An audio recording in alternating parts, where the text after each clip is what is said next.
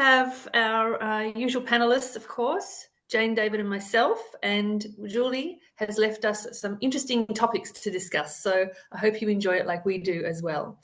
As always, Sam will put a notice in the chat box so you can see the previous committee conversation vodcasts if you haven't seen them all already. So look, we're going to dive straight into it today. So strata complexes are referred to as owners' corporations in most states. And I like to think this terminology is to remind us all to run our strata complexes like companies run any business. Any business has assets, it has maintenance, it has money in and out, it has tax, it has some rules they must follow. Successful businesses, of course, go beyond the basics and also plan for the future. They manage resources, they implement projects, and of course, they focus on good governance.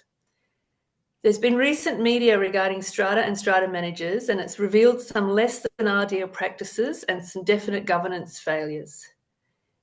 It was disheartening to watch. I thought so. But then I reminded myself there are some great OCs out there with many with good governance in place. So it's an interesting problem. We have it all around Australia, but it's not legislated mostly. So given the lack of legislation around this topic, it's really left to each OC to figure out their own governance. So then the question becomes, what does good governance look like in practice? So David, I'm going to give the first questions for you. How do you manage the governance with these separate functional groups in your OC? Thanks, Catherine. Well, I think I'm going to speak basically from the perspective of a larger building, right? And I appreciate that when there's a scale issue, but some of the principles about governance from a committee's perspective of how it takes on its role probably are generic. So in our building, because it's a larger building, we have some separations of functions which are pretty important. And that is that we have a separate OC manager, strata manager, and we have a separate facility manager as two quite structurally separate businesses. And, you know, I understand that in smaller OCs, that function it's just not viable to separate the two. But the OC manager needs to be alert to the need to create the classic Chinese wall between those sort of two functions when they're performing their role. But so structural separation may not be possible, but you need to have processes within place inside an OC manager that is doing both of those functions, so that if you give effect to at least being able to understand that there is separation. And why separation is important is that it minimises cross-selling and it minimises the conflicts of interest at that level. And I'm often surprised that there are large buildings where they have those two functions being performed by the same manager, and that an OC manager with a large building is taking on the role of the facility manager. The separation provides a good check and balance. It provides good accounting separation to ensure that in the facility manager invoicing, and there are no phony invoices and phony suppliers being created. So we do that. We then also limit the delegation of the facility manager to spend without approval of the OC or entering into contracts. And we have a fairly low threshold. We set it at $1,000, right? Because you can get a decision around a committee very quickly today. You don't have to wait to convene a physical meeting to get a decision. Are we going to spend this money? Do we need to do this work? There's a case put forward. bang, bang, bang, bang, decisions made, facility manager can implement. The second area, and it flows from that, is separation of payments. By separating the payment process, by having that separation, the OC manager is making the payment, and you get visibility. And both the facility manager and the OC manager, good OC managers these days have measures in place to prevent fraud, as in invoice fraud. You won't stop it, but you will mitigate it. There will always be somebody. But the classic problems in corruption are often people creating phony companies, phony invoicing processes. By having separation, you get some check and balance, and you get people able to do due diligence on the supplier. And committees should consider doing due diligence on suppliers, particularly for significant contracts. Do ASIC searches, do all the sorts of basic searches that you would do if you were assessing a company to be a supplier. Or insist that your OC manager does those and provides you with the evidence of it. So that means that you have an understanding who you are dealing with, who's sitting behind the business. And then we have a very stringent rule. The chair actually approves every payment before it is processed for payment. So it comes forward with an invoice. So we put all of those arrangements in place. And I'll touch briefly on what we do with insurance and two other things. So on insurance, we the committee, or the committee has responsibility of dealing with the broker. We prohibit the OC manager selecting and dealing with the broker. We place the brokerage function with a broker who is independent of an insurer. And that broker then is required to declare the commissions, because commissions are paid in insurance, and Jane will explain how it flows. But the insurance premium, has it factored into it the price of what the insurer is going to pay the broker for, because that's the broker's revenue stream. You just have to accept that is the broker's revenue stream. But separately, we will pay a fee for service, so they are our broker, not the insurer's broker. So we have the contractual relationship with the broker. And so when it comes to a claim, we go to the broker. The broker manages the claim process. And I think as one of the things that was thrown up in that broadcast is that relationship gets a bit murky with fees being paid to OC managers. So many OC managers are quite open and declare those fees to their committees. The ones that don't are the ones where it becomes difficult. But that gives rise to, why does that occur? Well, that occurs because it's become a surrogate for paying OC fees. That as there's been a race to the bottom on OC fees, that's become a surrogate as a way of ensuring that you're getting enough money or revenues as an OC manager. Right? Some OC managers talk that's part of what's occurred. Yeah, I think people generally understand that. I think that principle isn't. And Jane, do you want to jump in, David, just to cut you off, while we're talking on about insurance? That was one of the big focuses of these two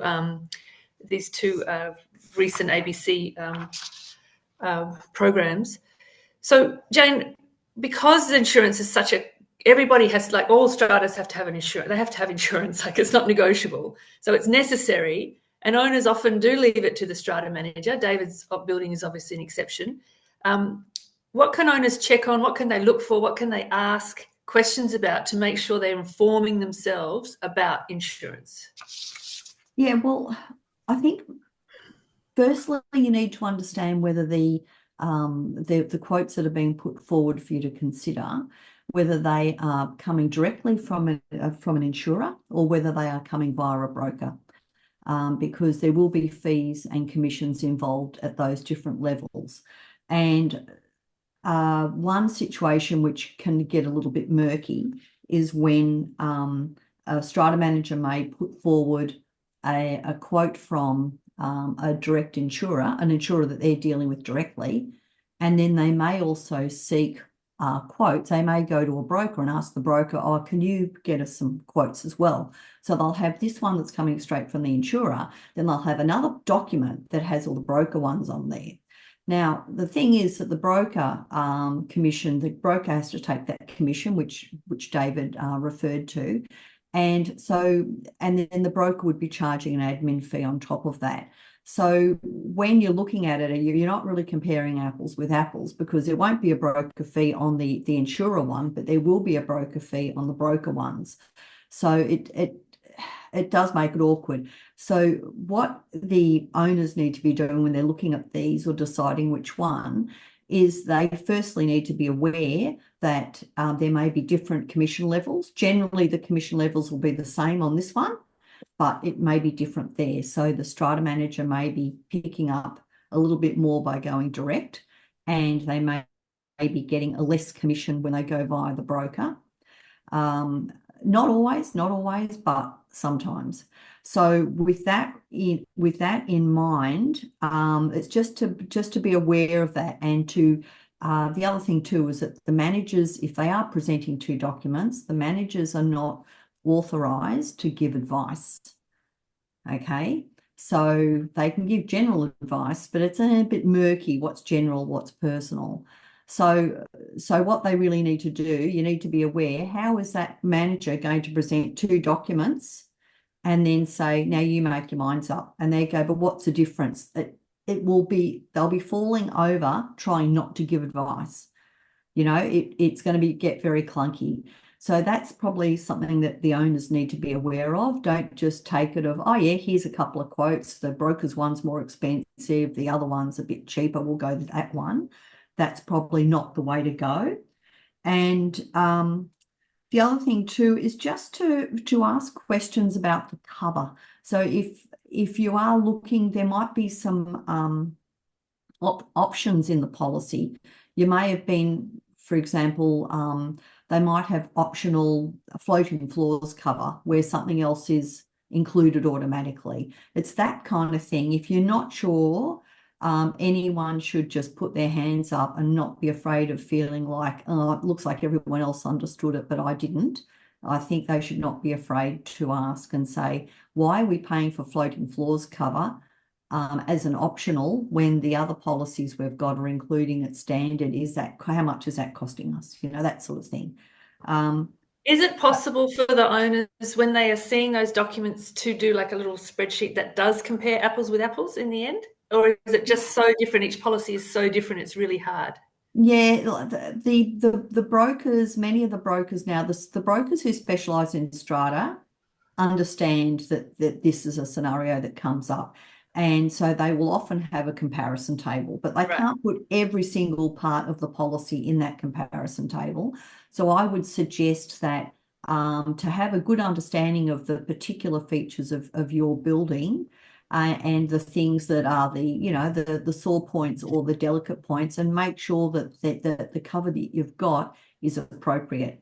Because the thing that I find is that sometimes people are overinsured. They're insured for things that they don't need insurance for. And, of course, they're paying for that. So Yeah. And then if you're comparing the commissions that the strata manager gets, and that was quite a bit of focus on this ABC programs, how can the owners know that? Is that disclosed on the information they get?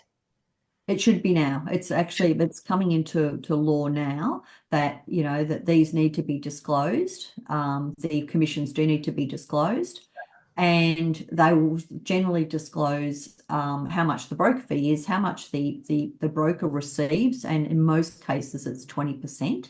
Not all cases, but in most cases it'll be 20% of the base premium. and then a portion of that would then be going to the strata manager, and that should be disclosed on the document as well. Right. And Okay. doesn't that then lead to an inherent conflict of interest for the strata manager?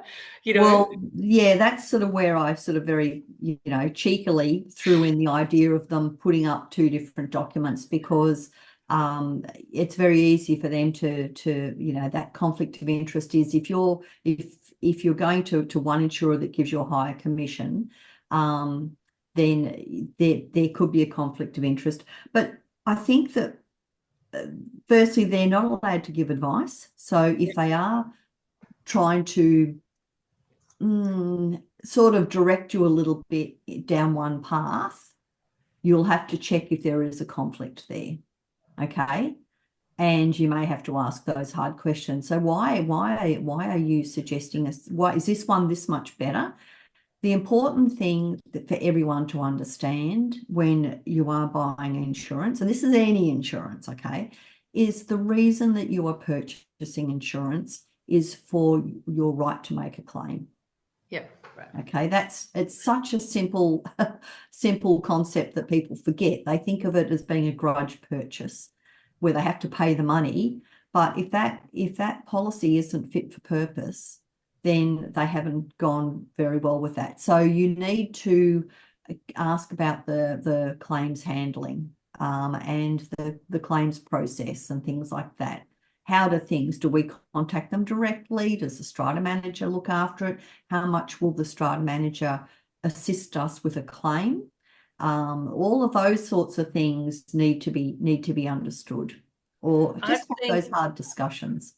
I've seen documents that have come with one choice at an AGM, one choice of insurer for the owners, and the explanation has been because there's a claim outstanding, we shouldn't change insurers this year. Is that a reasonable thing? Yeah, there's a point where, putting it very simply, the insurers will look for a certain number of years of history, which they will factor in when they're pricing. So if you have an open claim, other insurers often don't want to jump in because there might be something that flows on from that open claim and they'll be on the hook for it. So I think it's quite fair for the other insurers to say, we don't want to quote on it this year, but we'll see how you go in 12 months' time. And I think that whole thing about only having one quote, I think they focus too much on it, on that documentary, because there are a lot of reasons on why one insurer, because the others may say you've got a history of claims, and we just don't want your building. And I would sort of make sure that you're managing the expectations of the owners to understand that we're not going to go to market this year. We're going to wait until some of these old claims are flushed out of the system, especially if you've had defects that have been rectified. Just let those claims start to drop off through that 3-year history, and then you can go in fresh. That's really good advice. So David, circling back to you about conflicts of interest, how do you handle those in your OC? So we've talked about insurance, but you can touch on that again if you like. But there's always conflicts of interest. They're everywhere. Oh yes. So, and I think it's something that we make, and I think most committees should make as a standing item that at the commencement of every meeting that there is a refresh of the conflicts of interest. That is, at the commencement of when the committee is elected on an annual basis, when it comes together at the first time, for the first occasion, any actual or possible conflicts of interest that people have should be flagged and noted in the minutes. And then every subsequent meeting, they should be refreshed. And as people and as items come up, people must declare that they have a conflict or they have a possible conflict of interest and withdraw from all the decision making, and that their withdrawal and participate, not just the decision making, but participation in the meeting, that they withdraw actively from the meeting. So they leave the meeting and do not come back into the meeting until after the matter has been dealt with. And that's really on the OC manager and the chair to ensure that that process is rigorously followed. Is there a standing item on each of your agendas? That's the first item, please declare conflicts. Is that how you do it? Yes. Yeah, okay. So and so that's and even at the annual general meeting there is that is an item. So and I think the question that OC committees have got to take that responsibility, and they've also got to look behind things consistently. In other words, when people say, does this pass the smell test? Does this pass the pub test? Does the reasonable man on the number 5 Putney bus believe that this is a good thing, that how this decision has been reached? And that should become part of the mantra for a good committee. Yeah. And if you feel uncomfortable that something's going on in the committee, speak up and note, make certain that your discomfort is noted. And if you are in a committee, I've seen, not my committee, but I've seen buildings where people have clear conflicts of interest, Yeah. and it's because they want their company to get a contract, but they don't. They're not. That is a clear conflict of interest. Yes. Possible conflicts of interest are right. Well, I may at some point in the future, because I have a dealing or a relationship with a supplier or something, but I'm going to note this now, and whenever that matter comes up, I withdraw from the meeting. Yeah. Potential is a much more difficult concept with an owners corporation, but at some levels, the IBACs of the world and deal with potential conflicts of interest. Where would somebody form a view that it could be perceived that you have a conflict of interest? Very hard in an owners corporation, but I think the pub test is a good way of doing it. If you were in the pub and somebody said, I don't think that passes the smell test, then you clearly have a conflict of interest problem. And I think your point is well taken. And I think it's incumbent on the person individually, because the room, you're sitting in a room having a meeting. They don't know you have a conflict. You know you have a conflict. You're the one that has to declare it, because that decision later on could be called into question. And I think that owners corporation managers have got to become more assertive of seeking that out and stating it, but also declaring their own, right? That leading by that example, I think is probably will help the education process in the industry. So I think that's how we've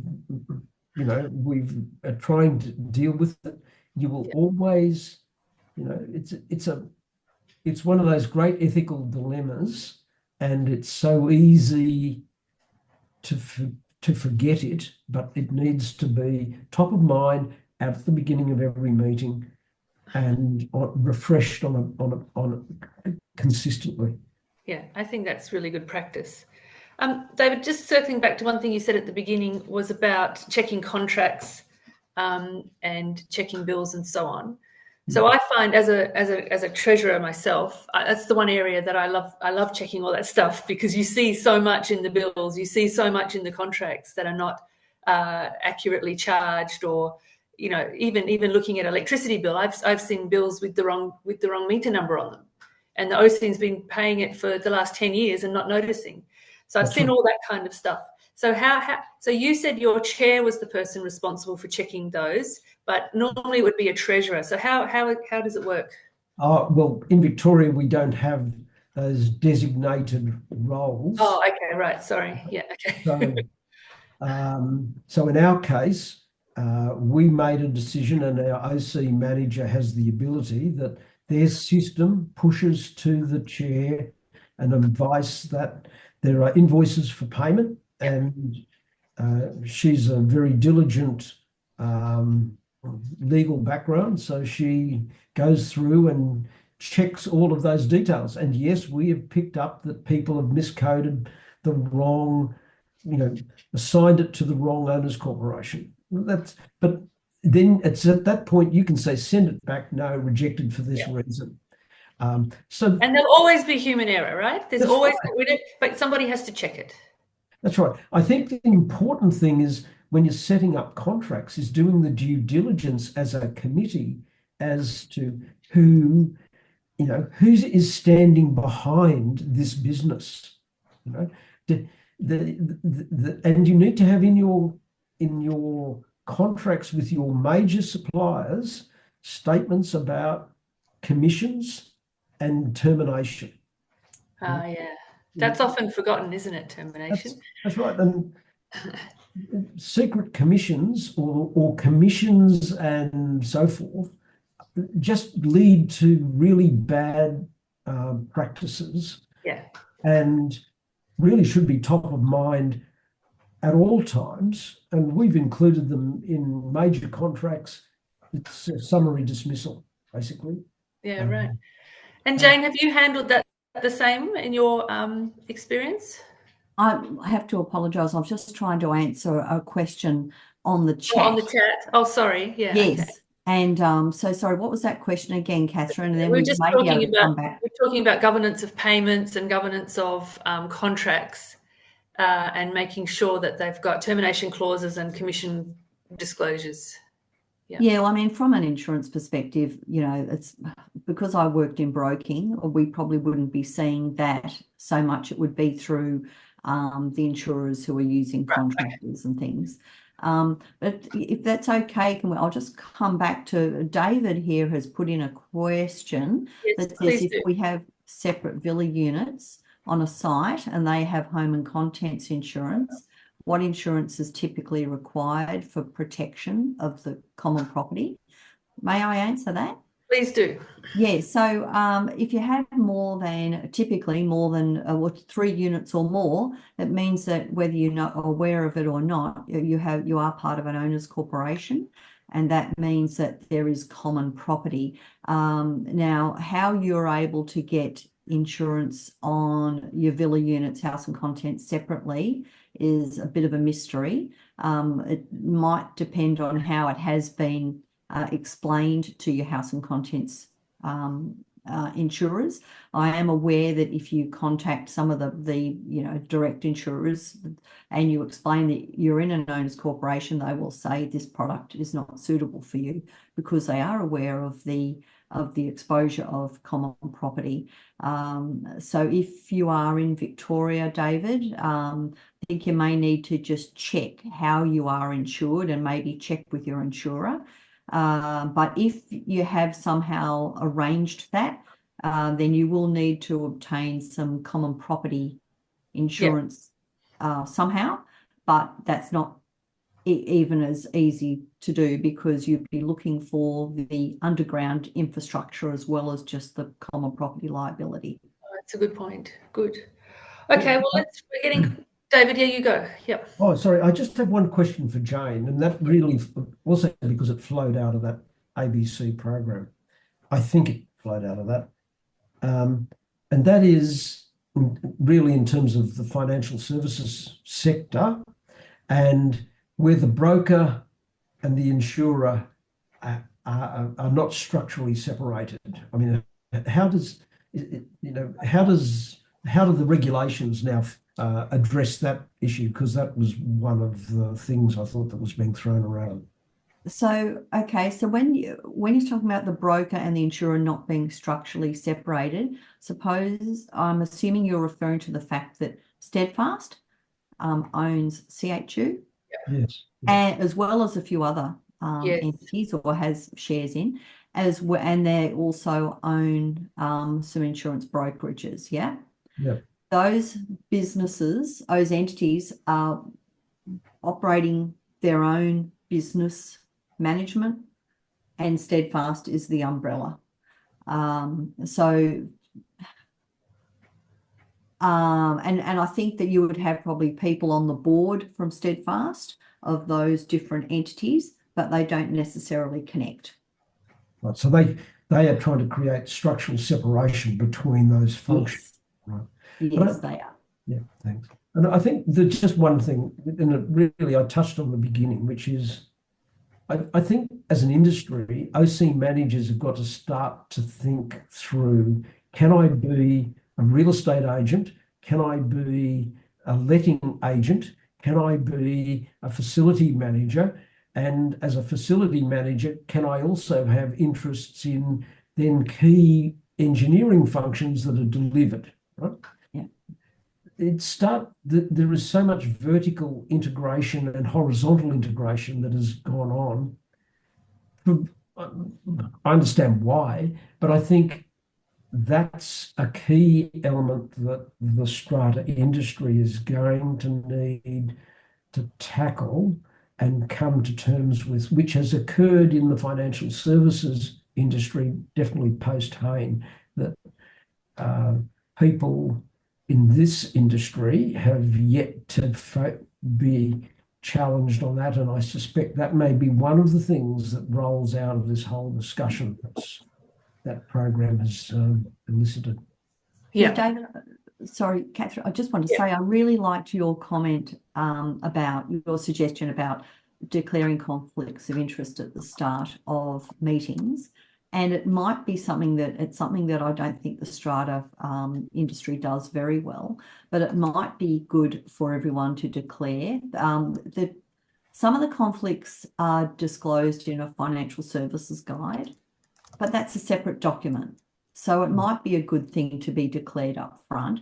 For example, for a strata manager to say, I'm an authorised representative of XYZ and XYZ, okay, at the start of a meeting, or when a decision is being made about insurance placement, or there is a discussion about how a claim was settled or some expression of dissatisfaction.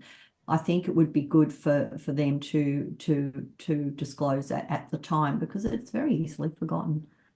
And it comes back to both of you. We're all talking about transparency at the end of the day, aren't we? Yes, we are. And trust, because you as a committee, thank you, are in putting your trust in a important relationship with the manager, and people who are members of all the members of the strata are putting their trust in you as a committee. Yeah. So that trust and ethics are fundamental to having this relationship function efficiently. Yeah. So that's probably, again, we've run out of time. We could always talk for another hour or so on these wonderful topics. But thank you both. These are important things. There's a lot of concern out there. It's important that we continue to talk about it, continue to talk about transparency and trust, as you say, David, because that's the only way the industry cleans itself up, Mm-hmm. So there was just something in the chat as well. Someone is asking, they were talking about the strata track. What is the second program which has been mentioned here? Please know it is this one and the same. Correct? Yeah, but there was a second part. There was another part to it, which I think was just called an investigation into strata. I think there was two programs.